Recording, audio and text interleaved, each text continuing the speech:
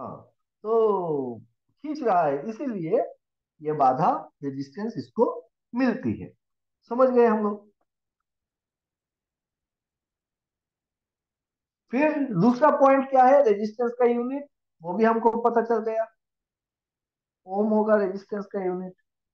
तीसरा पॉइंट ये है कि ये जो रो हमने लिखा है, रेजिस्टिविटी, तो ये कैसे आया और क्या है ये। तो हमको पता है कि किसी भी चीज का रेजिस्टेंस जो है वो डायरेक्टली प्रोपोर्शनल होता है लेंथ से, और इनवर्सली प्रोपोर्शनल होता है एरिया से। अब इनको अगर इक्वल करना है तो कुछ एक कांस्टेंट लगाना पड़ेगा, तो वो कांस्टेंट है मेरा रो। रो को क्या बोलते हैं, रो को हम बोल रहे हैं रेजिस्टिविटी ऑफ द मटेरियल और specific resistance of the material.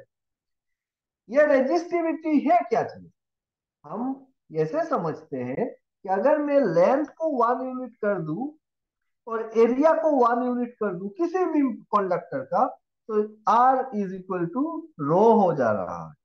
इसका मतलब क्या हुआ, रेजिस्टिविटी ऑफ एनी मटेरियल लिख सकते हैं कि resistivity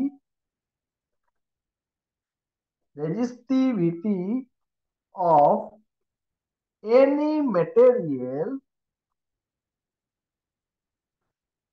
is the resistance. Resistivity क्या है, रेजिस्टेंस ही है। Resistivity of any material is the resistance of unit length and unit area of cross section of that material.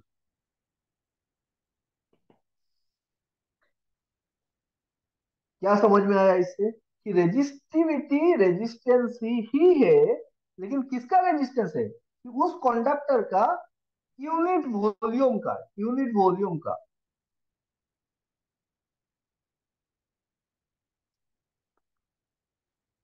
अभी क्लियर हुआ Mukhtar? Yes sir. Okay, clear, clear करना बहुत जरूरी। कि reg मैं लेंथ को ले सकता हूँ, लेंथ 1 किलोमीटर, एरिया पकड़ लो 1 मीटर। इतना मोटा इतना लंबा हमने एक तार लिया, तो उसका रेजिस्टेंस अलग होगा। उसी सेम मटेरियल का मैं अगर लेंथ लेता हूँ, पकड़ लो 1 मीटर, और एरिया को कर देता हूँ 1 सेंटीमीटर स्क्वायर, है ना, सेंटीमीटर स्क्वायर मीटर, तो इसका क्या होगा रेजिस्टेंस। सॉरी, मैं एरिया सेम रखता हूँ, हाँ, 1 सेंटीमीटर स्क्वायर ही रखता हूँ दोनों का। तो, तो क्या देख रहा हूँ, एक का है 1 किलोमीटर लंबा तार है, एक है मेरा 1 मीटर लंबा तार है, तो एरिया बराबर है। एरिया में तो किसका रेजिस्टेंस ज्यादा होगा, 1 किलोमीटर वाला जो तार है उसका रेजिस्टेंस ज्यादा होगा, है कि नहीं।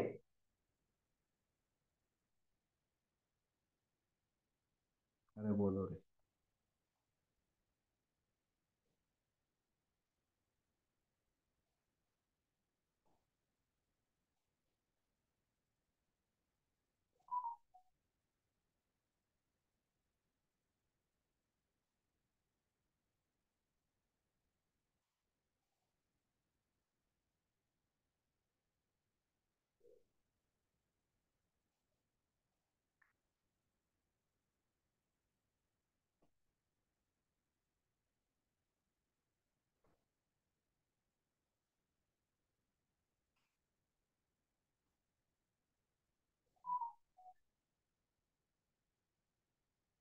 हाँ भाई, ये दो तार है मेरे पास, दोनों सेम मटेरियल के हैं। सबसे पहला इंपॉर्टेंट चीज क्या है, कि दोनों सेम मटेरियल का है, दोनों मेरा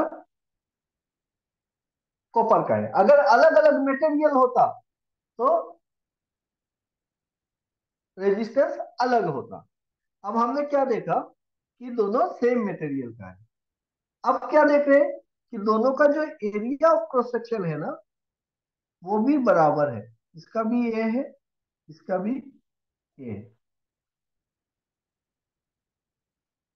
इस मटेरियल का रेजिस्टेंस पकड़ लो R1 है और इसका R2 है। अब मुझको बताओ, R1 दोनों सेम मटेरियल का है, R1 is equal to R2, R1 is less than R2,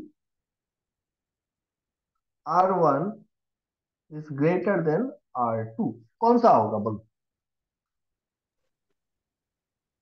C. Which option is correct? C option is correct.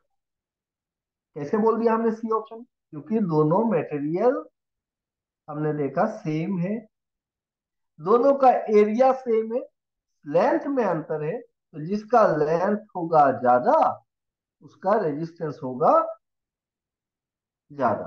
तो L1 और इसका है L2 and L1 is greater then L2, तो R1 is greater than R2।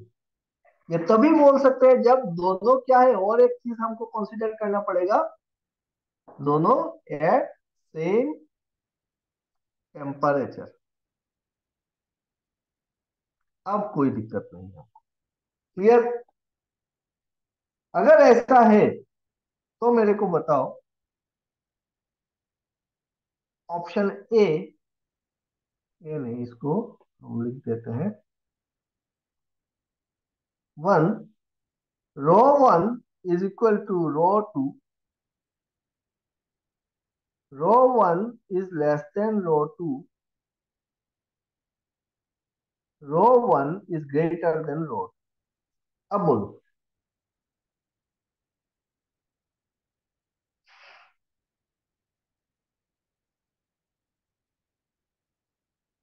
कौन सा होगा correct?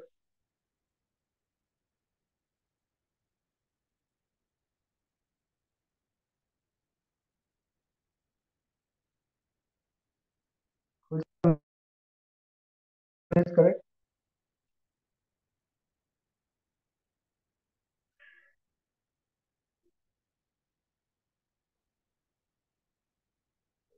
Mukhtar, sir. कौन सा होगा? 1 2 3 कौन सा करेक्ट है? सर 3। 3? इतना देर क्या समझाया? लकी,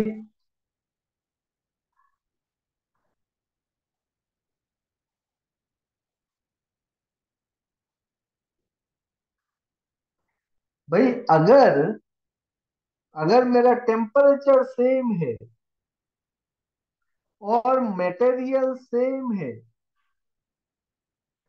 मटेरियल भी सेम है और टेम्परेचर भी सेम है, तो रेजिस्टिविटी क्या होगा? रेजिस्टिविटी इक्वल होगा। रेजिस्टिविटी मतलब क्या है कि हम ये जो आपका L1 ज्यादा लंबा है ना, L1 इक्वल टू मैं पकड़ लेता हूँ 1 kilometre, L2 is equal to 1 metre. ठीक है? तो ये 1 किलोमीटर लंबा तार है, लेकिन इसका जब रेजिस्टिविटी निकालना है ना, तुमको क्या करोगे? तुम इससे एक यूनिट वॉल्यूम का ही तार निकालोगे, एक यूनिट वॉल्यूम का तार निकालोगे। पकड़ लो, हो सकता है 1 सेंटीमीटर का लेंथ ले लोगे और 1 सेंटीमीटर स्क्वायर का एरिया ले लोगे। उतना छोटा एक टुकड़ा इस मटेरियल का हम काट के निकालेंगे और फिर उसका रेजिस्टेंस देखेंगे कि कितना हो रहा है। क्या मेरी बात समझ में आई?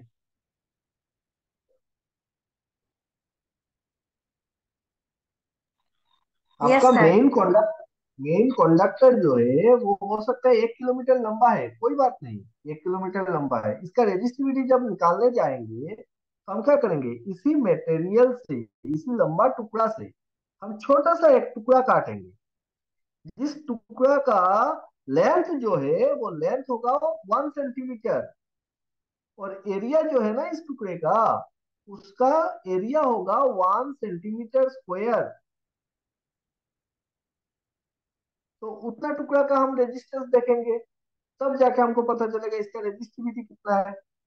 सिमिलरली इसी का जो छोटा वाला है ना अपना, तो उसका रेजिस्टिविटी जब देखने गए, तब भी हमने क्या किया, इसी छोटे टुकड़े से हमने कितना बड़ा टुकड़ा ले लिया, 1 सेंटीमीटर का लंबा टुकड़ा लिया, और 1 सेंटीमीटर स्क्वायर का एरिया ले लिया।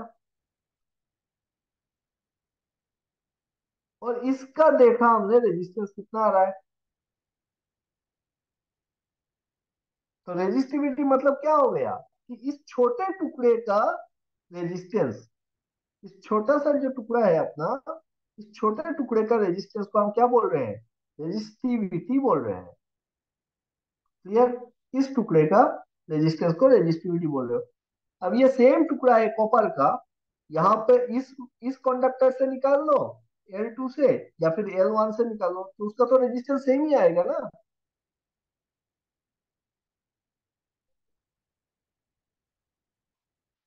मुख्तार, सर। अभी भी समझ में नहीं आया? आ गया सर। आया sir. So remember this thing कि resistivity is the resistance of unit volume of the material. Resistivity is the resistance of unit volume of the material. तो जब हम यूनिट वॉल्यूम ही बोल रहे हैं, तो कितना भी लंबा तार में मुझको दे दो, वहां से मैं तो यूनिट वॉल्यूम ही काट के निकालूंगा। और यूनिट वॉल्यूम जब निकालूंगा, अगर टेम्परेचर सेम है और मटेरियल सेम है, तो हमेशा उसका यूनिट वॉल्यूम का जो रेजिस्टेंस आएगा वो क्या आएगा, सेम आएगा। ओके ओके, यस चलो ठीक। तो रेजिस्टिविटी का अभी यूनिट देखते हैं। रेजिस्टेंस और रेजिस्टिविटी समझ गए, तो रेजिस्टिविटी का यूनिट क्या होगा देखो। रेजिस्टिविटी के यूनिट कैसे निकालेंगे, R is equal to rho L upon A. तो इसका यूनिट क्या होगा, रो, आर का यूनिट है ओम, रो का यूनिट निकालना है मेरे को। पकड़ लो, मैंने लेंथ लिया मीटर पे, तो एरिया भी लूंगा मीटर स्क्वायर पे। तो मीटर और ये स्क्वायर कट गया, तो रो का वैल्यू आएगा आपका ओम, और ये मीटर चला जाएगा इस साइड, तो ओम मीटर। क्या मेरी बात क्लियर है? सर। तो रेजिस्टिविटी का यूनिट क्या है, ओम मीटर। बहुत बार आप लोग कंफ्यूज होते हो, यहाँ पे ओम पार मीटर बोल देता है कि रेजिस्टिविटी तो हम यहाँ से काट के ले रहे हैं छोटा सा टुकड़ा यूनिट लेंथ का, तो ओम पर मीटर, समझना ये गलत। तो क्या होगा, रेजिस्टिविटी का यूनिट ओम मीटर होगा, है ना, ओम पर मीटर नहीं। आई होप यहाँ तक पूरा क्लियर है।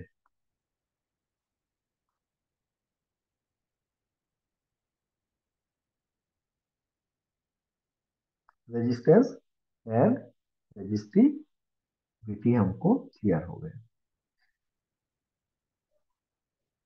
तो रेजिस्टिविटी क्या क्या चीजों के ऊपर डिपेंड करेगा,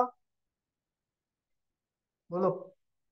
रेजिस्टिविटी डिपेंड्स ऑन, क्या क्या चीजों के ऊपर डिपेंड करेगा, एरिया, लेंथ, रेजिस्टिविटी, The मैं बोल रहा हूँ temperature of the resistivity, material, nature of material, temperature of the material and nature of the nature of.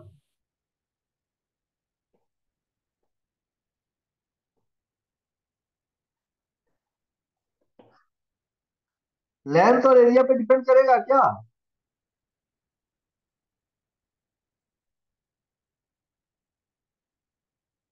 Length और एरिया पे डिपेंड कैसे करेगा रेजिस्टिविटी? हम तो लेंथ को वन ले रहे हैं ना, एरिया वन ही ले रहे हैं ना। Yes sir. आप आप कभी भी रेजिस्टिविटी निकालना है तो आप क्या कर रहे हो, उसी मटेरियल का एक यूनिट वॉल्यूम ले रहे हो। यूनिट वॉल्यूम मतलब 1 सेंटीमीटर का लेंथ ले रहे हैं, 1 सेंटीमीटर स्क्वायर का एरिया ले रहे हैं। पता नहीं ये चीज क्यों समझ में नहीं आता है। 1 सेंटीमीटर का जब कभी भी रेजिस्टिविटी निकाल रहे हैं तो उस मटेरियल का 1 सेंटीमीटर का लेंथ ले रहे हो और 1 सेंटीमीटर स्क्वायर का एरिया ले रहे हो, या फिर 1 मीटर का लेंथ ले रहे हो तो 1 मीटर स्क्वायर का एरिया ले रहे हो। तो ये तो हमेशा यूनिट वॉल्यूम ही रहेगा, और यूनिट वॉल्यूम का रेजिस्टिविटी क्या होगा? सेम रहेगा, यूनिट वॉल्यूम है, कांस्टेंट है। तो resistivity of any material is a constant until the temperature remains same। क्योंकि अगर टेम्परेचर बढ़ेगा या घटेगा तो इस छोटे से वॉल्यूम पे जो हमने देखा, तो इसके अंदर का जो रेजिस्टेंस है, इसके अंदर का जो मॉलिक्यूल्स है, इलेक्ट्रॉन्स है, वो क्या करेगा? वो ज्यादा एनर्जी मिलेगा, उसको ज्यादा वाइब्रेट करेगा टेम्परेचर बढ़ने से, तो उसका रेजिस्टेंस बढ़ जाएगा। टेम्परेचर घटेगा तो इसका एनर्जी कम हो जाएगा, तो हल्के हल्के वाइब्रेट करेगा, तो रेजिस्टेंस इसका घट जाएगा। ओके मुख्तार, इस बात को एकदम दिमाग में सेट कर लो यस सर। कि रेजिस्टेंस एंड रेजिस्टिविटी दोनों तो क्या है, दोनों ही रेजिस्टेंस है। रेजिस्टेंस भी रेजिस्टेंस है, रेजिस्टिविटी भी रेजिस्टेंस ही है।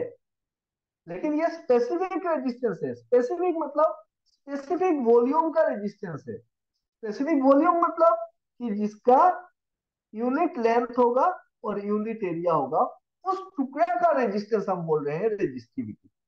तो रेजिस्टिविटी कभी भी डायमेंशन पे डिपेंड नहीं करता है। Resistivity of any material does not depend on, does not depend on dimension, dimension of the material। dimension of the material, dimension means length and area। तो रेजिस्टिविटी लेंथ एंड एरिया पे depend नहीं करता है, resistivity सिर्फ depend करता है temperature पे और नेचर ऑफ द मटेरियल पे। रेजिस्टेंस डिपेंड करता है चार चीजों पे, डायमेंशन पे डिपेंड करता है, लेंथ एंड एरिया पे, और नेचर पे भी डिपेंड करता है, टेम्परेचर पे भी डिपेंड करता है। रेजिस्टेंस का यूनिट है ओम, रेजिस्टिविटी का यूनिट है ओम मीटर। रेजिस्टिविटी का यूनिट है ओम मीटर। क्लियर? अब पकड़ लो, एक प्रॉब्लम करते हैं, क्योंकि एग्जाम में आपको मोस्टली न्यूमेरिकल सॉल्व करने होते हैं। तो एक क्वेश्चन मैं पकड़ता हूं।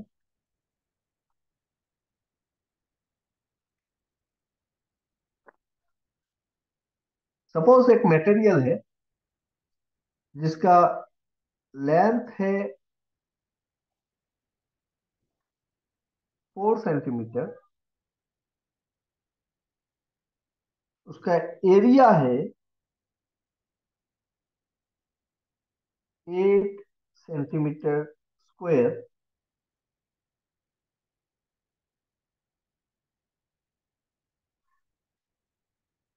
और उस मटेरियल को हमने खींच के ना स्ट्रेच स्ट्रेच टू डबल। हमने क्या किया, इसको खींच के डबल कर दिया है।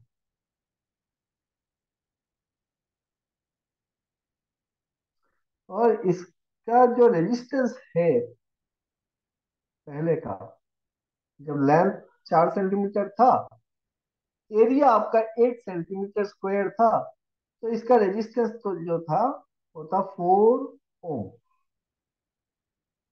अब हमने क्या किया है, हमने उस मटेरियल को स्ट्रेच करके ना डबल कर दिया है। आपको बताना है कि जो नया रेजिस्टेंस होगा वो कितना होगा, आर न्यू कितना होगा वो बताना।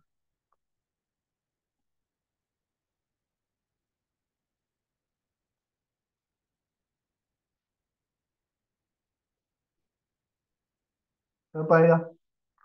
बताओ।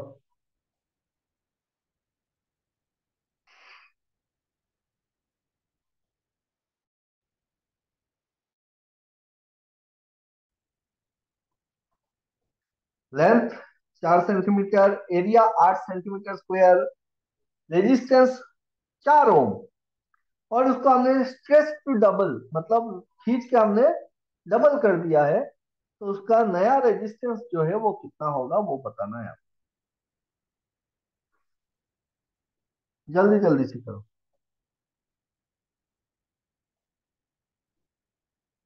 आपके पास टाइमर नहीं है?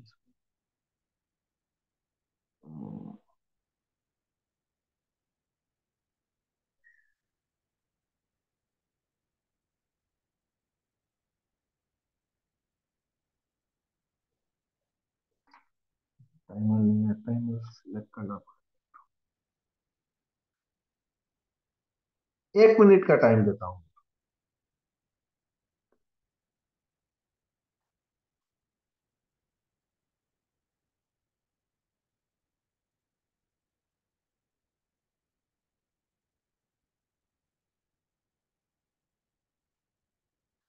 एक मिनट के अंदर बताना है, जल्दी।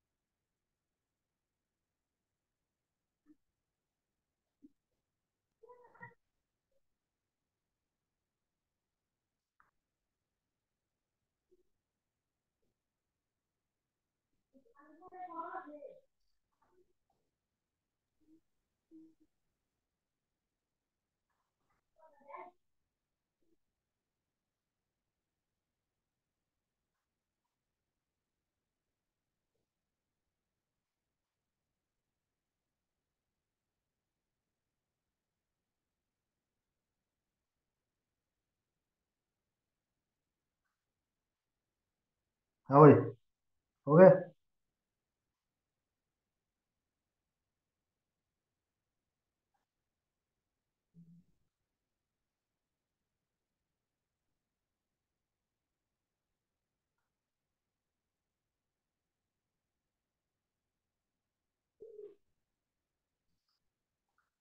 हो गया मुख्तार, लकी?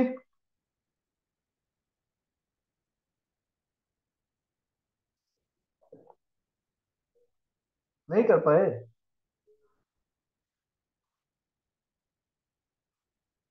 अरे इतना क्या सोचना है, यहाँ पे देख। चलो मैं करता हूँ, देखो। हमको क्या बोल रहा है कि we have stressed the material to double, मतलब जो भी उसका लेंथ था ना, ये मेरा अगर मटेरियल था, ये कंडक्टर था, तो इसको हमने क्या किया है, डबल कर दिया है खींच के।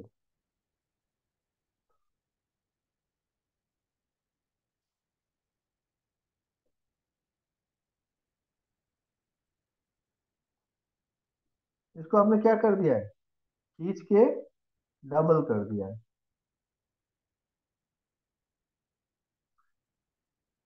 अब डबल करने से क्या होगा बताओ?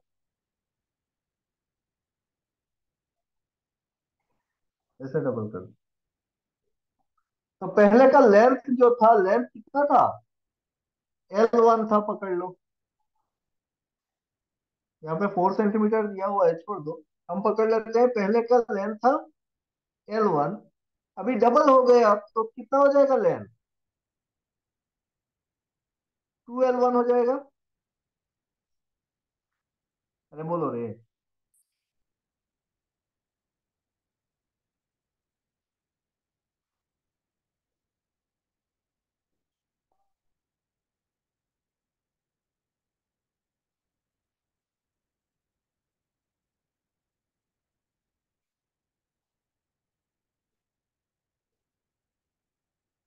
हाँ भाई।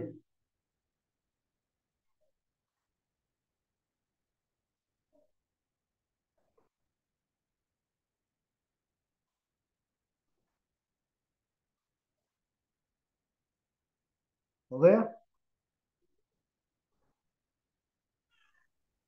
Yes sir. बताओ कितना आया, नया रेजिस्टेंस कितना आया?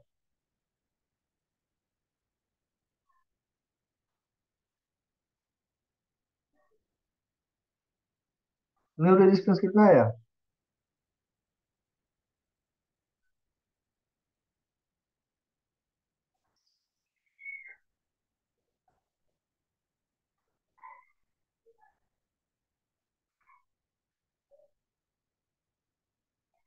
देखो, जब कभी भी आप किसी भी कंडक्टर को खींच के डबल करोगे, ठीक है, तो एल क्या हो जाएगा, नया जो लेंथ आएगा वो L2 में पकड़ लेता हूँ, तो L2 क्या हो जाएगा, 2 × L1 हो जाएगा।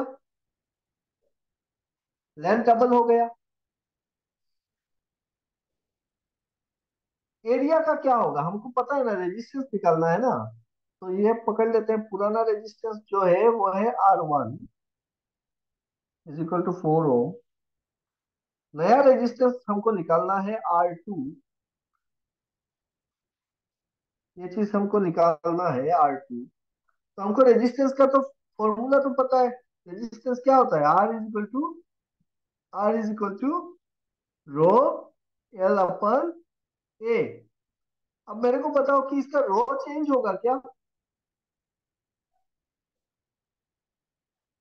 रेजिस्टिविटी चेंज होगा? कांस्टेंट।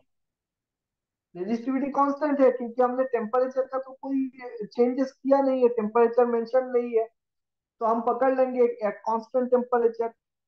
दूसरी बात है कि हमने लेंथ चेंज किया है, एरिया बोला ही नहीं है कि एरिया चेंज, एरिया के बारे में कुछ बोला नहीं है, सिर्फ बोला है लेंथ चेंज हुआ है। तो लेंथ चेंज हुआ है, लेकिन कैसे चेंज हुआ है? By stretching. मतलब खींच के इसको हमने लंबा कर दिया है, खींच के लंबा कर दिया है। अब जब किसी भी चीज को खींच के लंबा करोगे तो उसका वॉल्यूम चेंज होगा क्या? नहीं सर। वॉल्यूम चेंज नहीं होगा, वॉल्यूम उसका सेम है। और वॉल्यूम क्या होता है, वॉल्यूम = लेंथ इंटू एरिया। किसी भी चीज का वॉल्यूम मतलब क्या होता है, एरिया इंटू लेंथ, है ना। इसका मतलब वॉल्यूम रिमेन कांस्टेंट, इसका मतलब L1 A1 = L2 A2, ये होगा।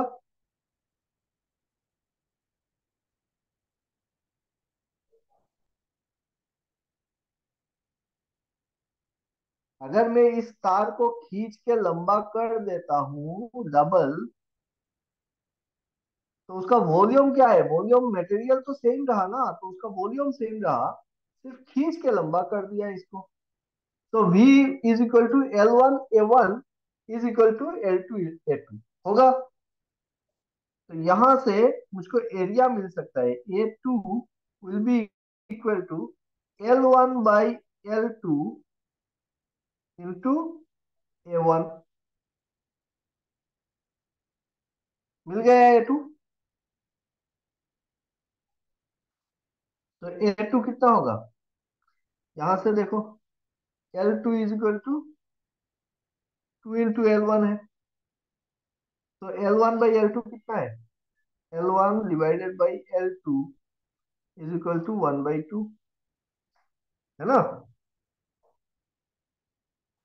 तो ये कितना आएगा, L1/L2 = 1/2। मतलब जैसे ही मैंने इसका लेंथ को डबल किया तो एरिया क्या हो गया, आधा हो गया। Length double, area half. समझ में आया? सर एक बार बोले। एक बार फिर से बोल रहा हूँ। क्वेश्चन क्या बोल रहा है मुझको कि हमने जो मटेरियल है ना, जो कंडक्टर है, उसको हमने स्ट्रेच कर दिया है, डबल कर दिया है। तो खींच के हमने इसको लंबा कर दिया है, डबल, है ना? इसका मतलब मेरा नया जो लेंथ है L2 is equal to 2 into L1 हो गया। L2 equal to 2 into L1 हो गया। अब रेजिस्टेंस का फॉर्मूला अपने को पता है, R is equal to rho L by A. यहां से हम देख रहे हैं कि मेरा जो रो है ना वो चेंज नहीं हुआ, क्योंकि मटेरियल हमने चेंज नहीं किया है, टेम्परेचर भी चेंज नहीं किया है, तो रेजिस्टिविटी रिमेन कांस्टेंट। अब आर जो है वो किसके प्रोपोर्शनल है? लेंथ बाई एरिया के प्रोपोर्शनल। हमने लेंथ चेंज किया है, जब लेंथ चेंज किया है तो एरिया का क्या हुआ होगा, ये हम निकाल सकते हैं, क्योंकि वॉल्यूम रिमेन कांस्टेंट। हमने सिर्फ तार को खींचा है, तार का वॉल्यूम चेंज नहीं किया है, काट के टुकड़ा नहीं किया है, तो वॉल्यूम सब बराबर है। जब वॉल्यूम रिमेन कांस्टेंट है तो A1 L1 will be equal to A2 L2। L1 A1 is equal to A2 L2 ये होगा, क्योंकि उसका वॉल्यूम कांस्टेंट है। अब समझ में आया? तो A2 will be equal to L1 by L2 into A1। यहाँ पे तो सिर्फ इक्वेशन का खेला है। फिर A2 is equal to L1 by L2 into A1 लिख दिया हमने। और L1 by L2 is equal to what? L1 by L2 is equal to 1/2, है ना रे? यहां से मिल गया ना, ये L2 इज क्या इक्वल कहाँ से? टू, ये वाला। अरे तुमने हाँ डबल, सर। लेंथ तो डबल है ना, लेंथ को डबल किया है ना, तो नया लेंथ कितना है? L2 है, तो L2 is equal to twice L1। L2 is equal to 2 into L1 किया है ना, ये तो खींच के लंबा किया है, डबल किया है तुमने। हम्म। तो L1 बाई L2 कितना हो जाएगा? L1 by L2 is equal to 1/2 होगा। L2 को इधर लेके आ जा रहे बाबा, हाँ दो को हाँ इधर हाँ लेके सर। आ जा।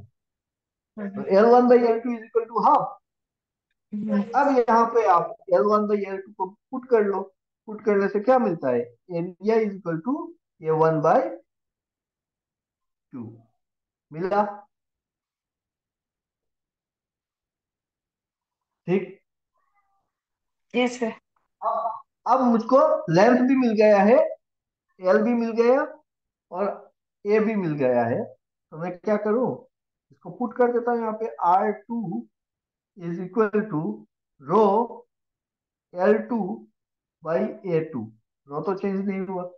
L2 की जगह पे मैं लिख देता हूँ 2 इंटू L1, और A2 की जगह पे मैं लिख देता हूँ A1/2।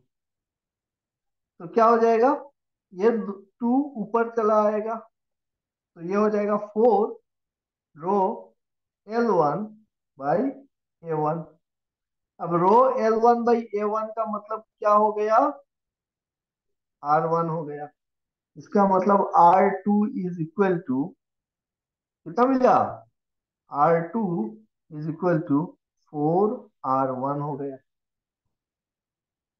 वाह।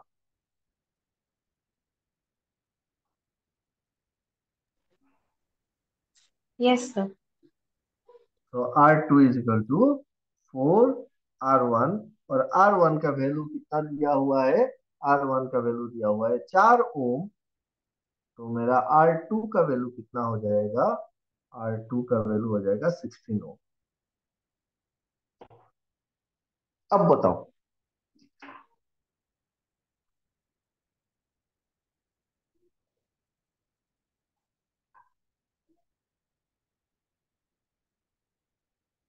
समझ में आया?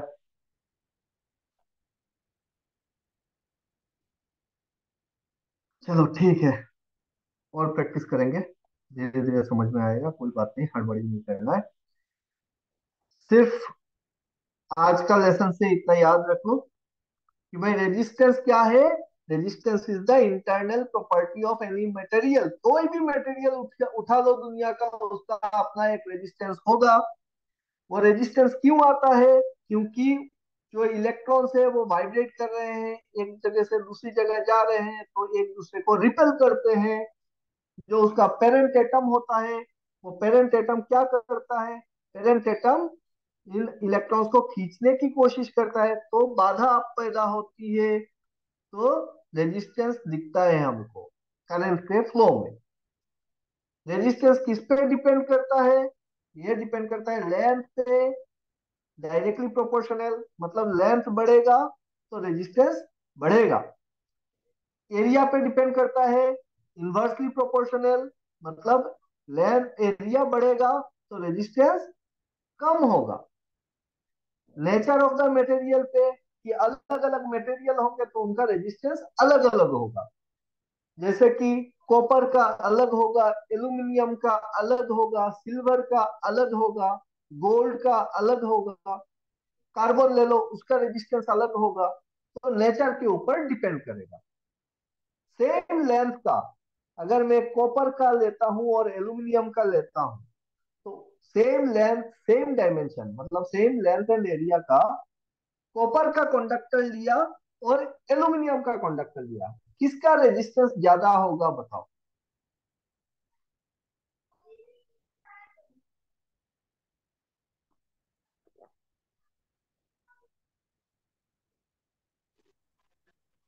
बस एल्यूमिनियम की रेजिस्टेंस एल्यूमिनियम का रेजिस्टेंस ज्यादा ज्यादा। होगा।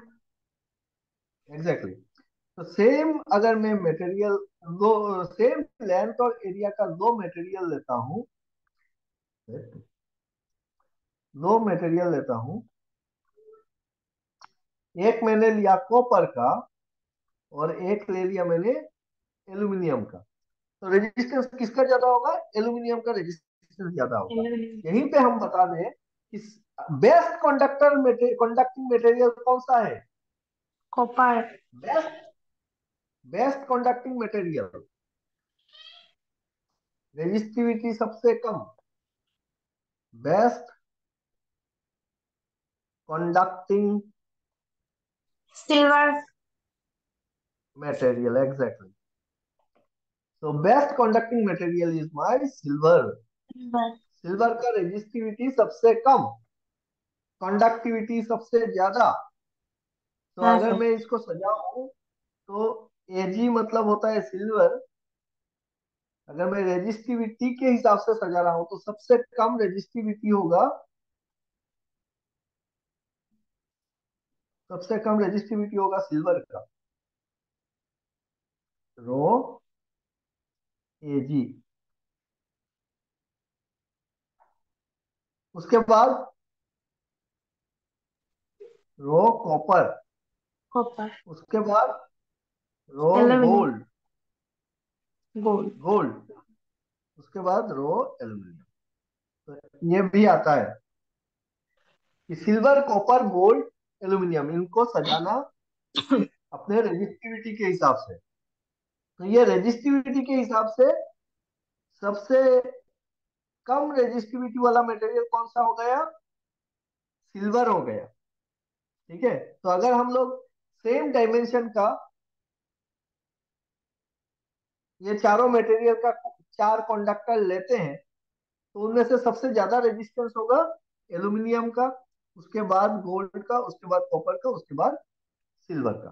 ठीक है, हम घर में कॉपर यूज करते हैं और ट्रांसमिशन लाइंस वगैरह में एल्यूमिनियम का कंडक्टर यूज करते हैं। क्यों करते हैं वो बाद में हम लोग नेक्स्ट क्लास में डिस्कस करेंगे। आज के लिए इतना ठीक है। तो हमने देखा कि नेचर पे डिपेंड करता है resistance, material change, resistance change. और किस पे डिपेंड करता है? टेम्परेचर पे डिपेंड करता है। उसका यूनिट देख लिया ओम है। रेजिस्टिविटी देखा, resistivity is the resistance of unit volume of the material at constant temperature. तो ये समझ में आ गया। Resistivity does not depend on dimension of the material length और एरिया पे डिपेंड नहीं करता है। और फिर हमने देखा कि जो अगर कोई एक कंडक्टर है और उसको अगर हम लोग स्ट्रेच करके डबल कर देंगे उसका लेंथ, तो उसका एरिया जो है वो एरिया आधा हो जाता है। ऐसा क्यों होता है? क्योंकि उसका वॉल्यूम होता है कांस्टेंट, और कांस्टेंट वॉल्यूम है तो लेंथ बढ़ेगा तो एरिया घटेगा। तो हमने देखा जैसे जैसे उसका लेंथ बढ़ के डबल हो गया, उसका एरिया घट के आधा हो गया, तो उसका रेजिस्टेंस जो है, रेजिस्टेंस 4 गुना बढ़ गया। देखो लेंथ बढ़ा, एरिया घट गया, तो रेजिस्टेंस क्या हुआ? बढ़ गया, क्योंकि resistance is directly proportional to length, inversely proportional to area. तो रेजिस्टेंस मेरा 16 हो गया, 4 ओम था। उसके बाद हमने ये कंडक्टिंग मटेरियल देख लिया, और आज का क्लास यहाँ पे खत्म। Am I clear everyone? Yes sir. Yes, sir. चलो ठीक है, 7:30 को पावर सिस्टम के क्लास में मिलते हैं। Okay sir. थोड़ा जल्दी। Okay, bye okay, bye. Bye bye.